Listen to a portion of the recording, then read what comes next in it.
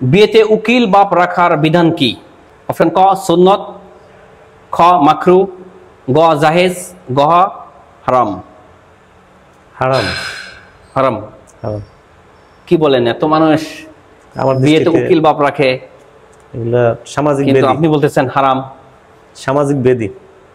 প্রিয় দর্শক, আমাদের ভাই উত্তর দিয়েছে বিয়েতে উকিল বাপ রাখা হারাম। আমি দেখতে পাচ্ছি আমাদের ভাইয়ের উত্তরটি সঠিক হয়েছে, আলহামদুলিল্লাহ। বিয়েতে কোনো উকিল বাপ লাগে না। লাগে না।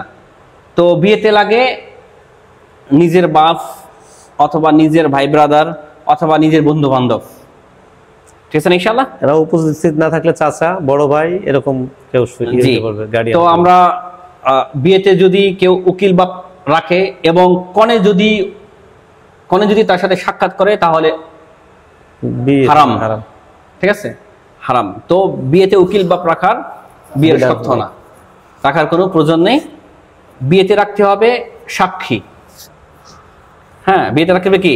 সাক্ষী। ছেলের পক্ষ থেকে ছেলের বাপ, ছেলের ভাই, ছেলের আত্মীয় স্বজন যেই হোক সাক্ষী, এবং মেয়ের পক্ষ থেকে মেয়ের বাপ, মেয়ের ভাই, মেয়ের চাচা, মেয়ের আত্মীয় স্বজন একজন সাক্ষী থাকবে।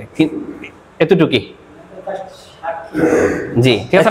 সাক্ষী আর কি, জি, আলহামদুলিল্লাহ। বিশেষ করে দুইজন কমপক্ষে আর কি।